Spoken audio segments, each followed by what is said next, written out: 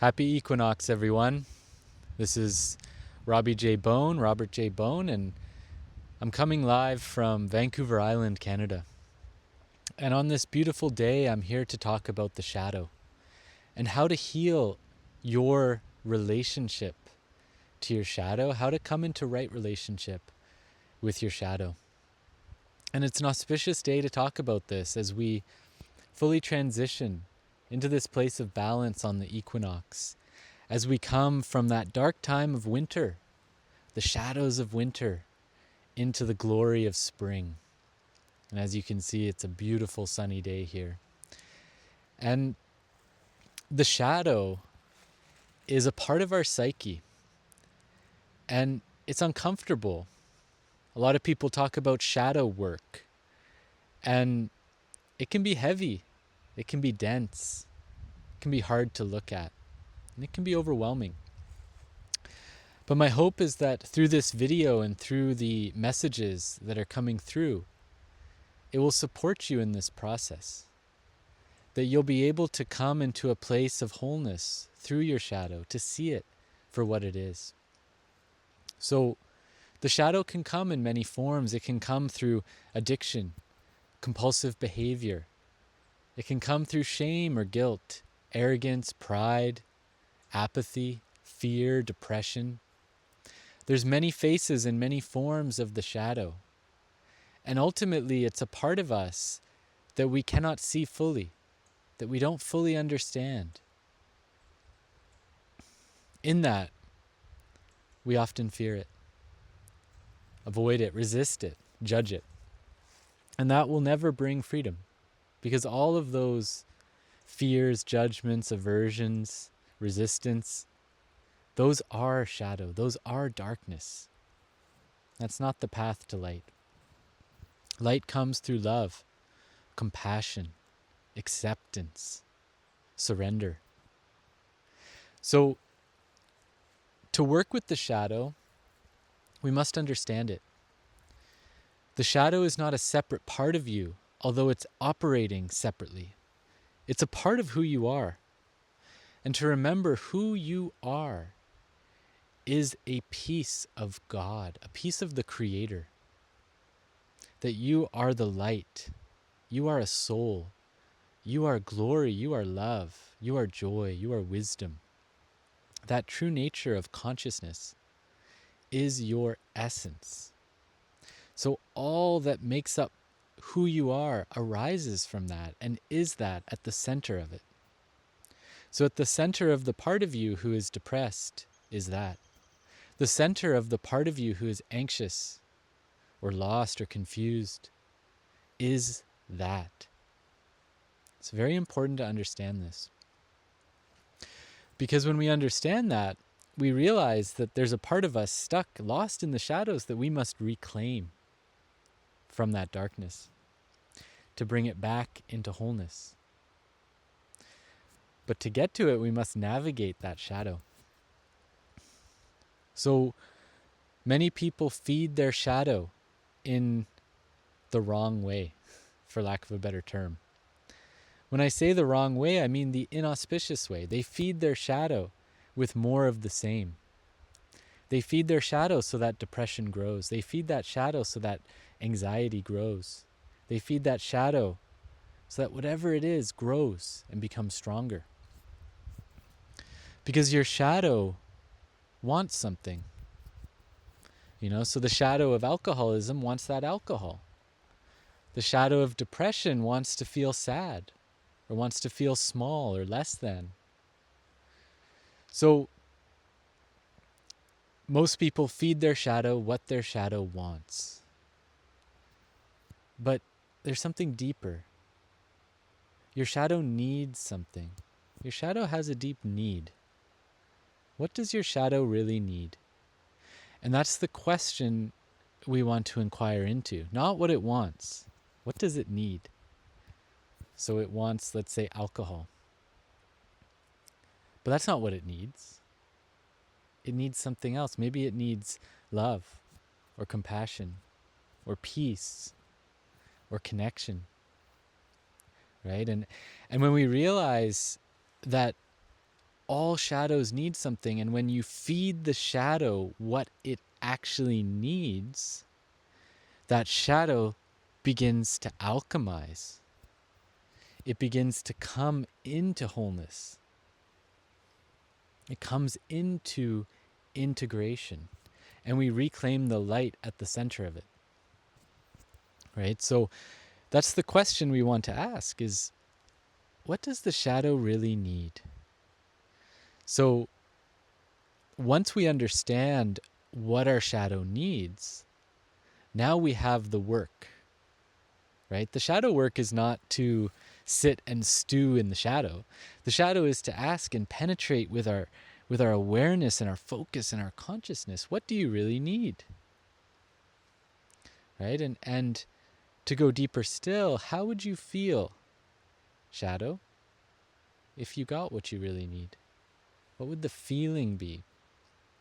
Right? So let's say the shadow is alcoholism, and that alcohol shadow wants alcohol. Well, we know that that's not going to help. It's only going to make the shadow bigger, stronger.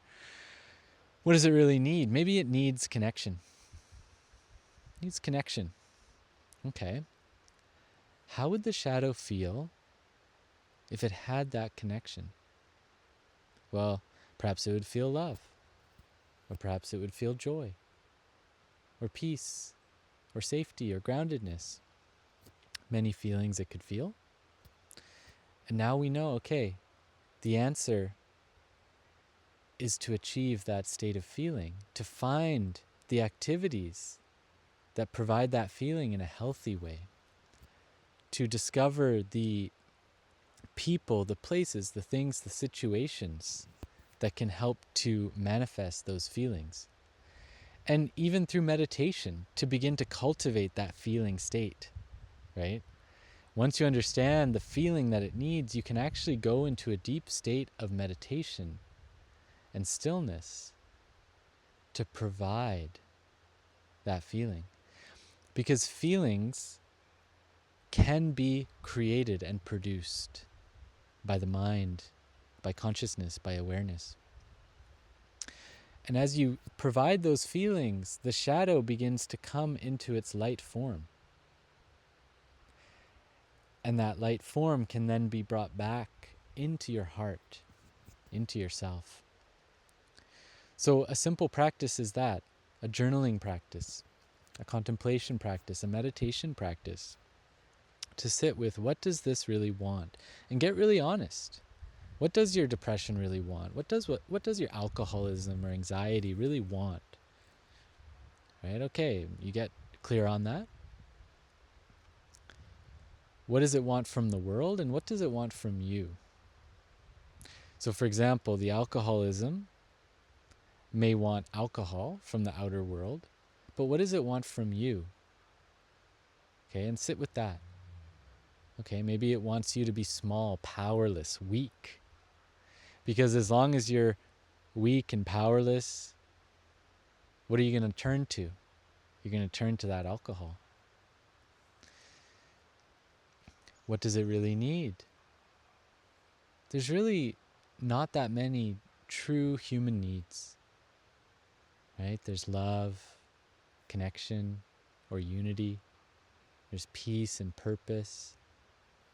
There's so many variations of that, but at the core, there's really not that many needs as a human. And sitting in that contemplation and stillness of what, if I had what I needed, if I had that love, how would I feel? If I had that peace, how would I feel? Oh, I'd feel whole. I'd feel inspired. I'd feel creative. I'd feel motivated. And then to begin to sit in that place. So a simple way to do this is to meditate upon that.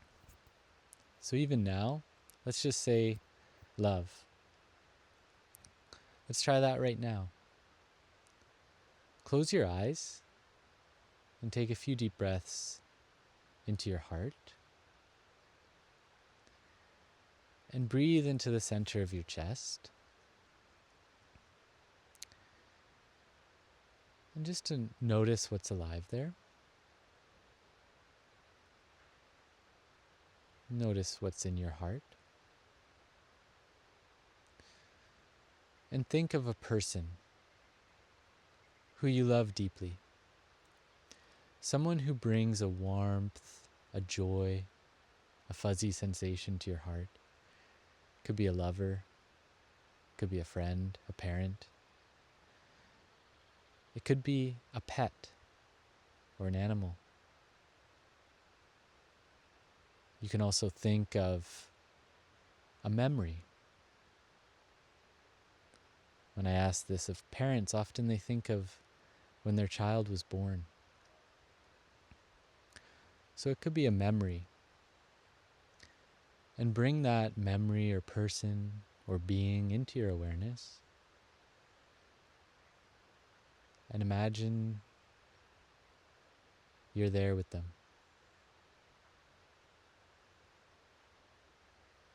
Imagine them here with you.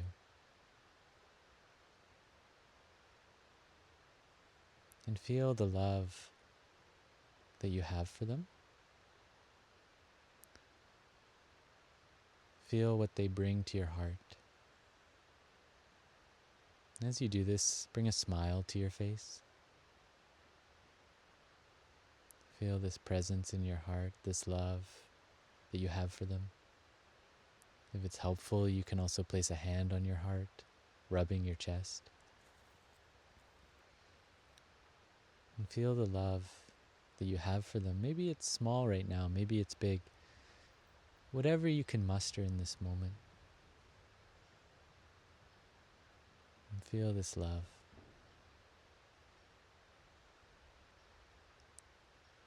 Feel gratitude for them. Feel gratitude for this experience of connection.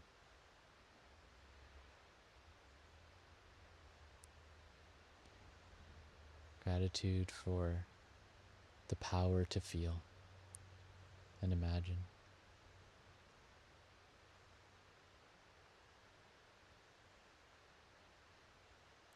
Can you feel love and joy at this time? Remembering to smile.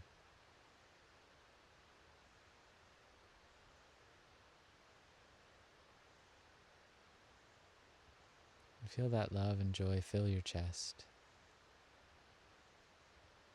Feel it for this person, or being, or memory.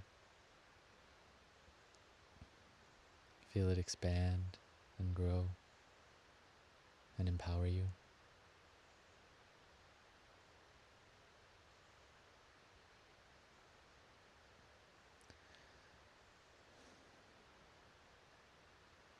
And allow it now to feed any parts of you that need love. Any parts of your body, your psyche, your shadow that need love.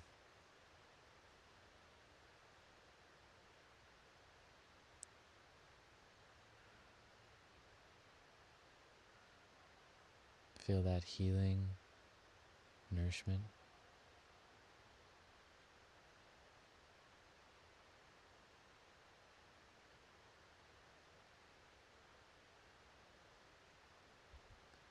And notice what else do you feel in this moment.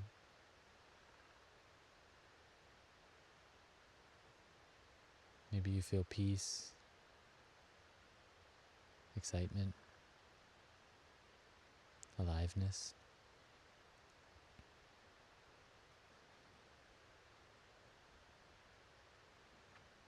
And we ask that this love and presence that's being cultivated, may it nourish all parts of you.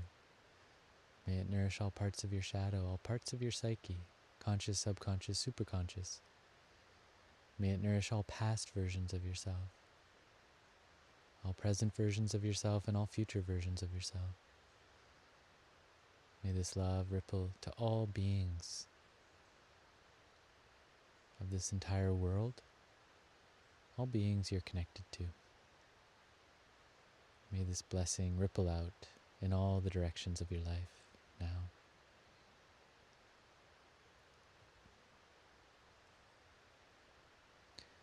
When you're ready, open your eyes and look around and just notice how you feel. Notice any shifts.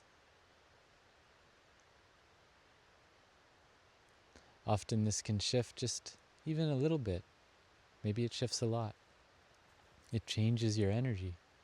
It changes your vibration. It changes your perception and view of the world around you. Can you notice that maybe the room's a little bit brighter?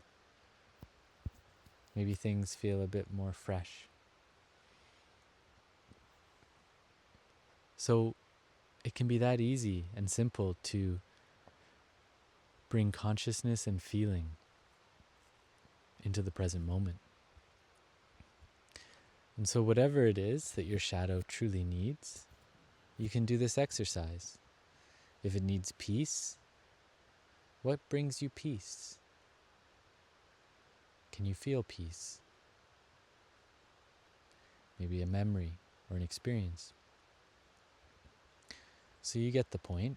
There's many feelings you may need, and you can cultivate them. And that's really shadow work.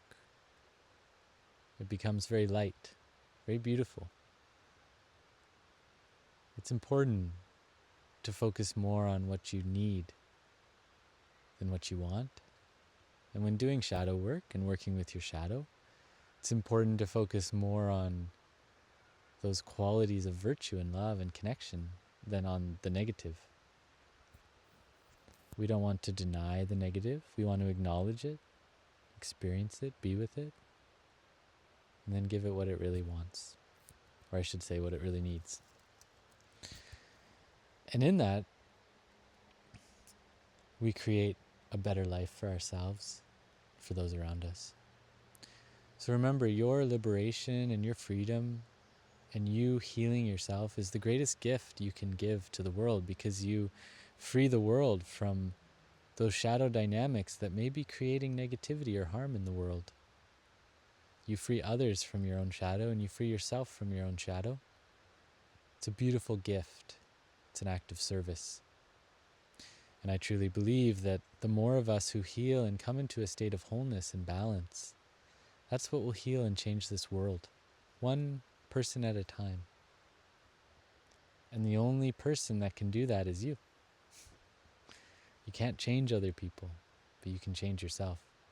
And as you change yourself, you'll know how to help others change themselves. So if you enjoyed this video, leave a comment, subscribe. Would love to hear from you. And let me know how you work with your shadow. Let me know what insights you gained from this.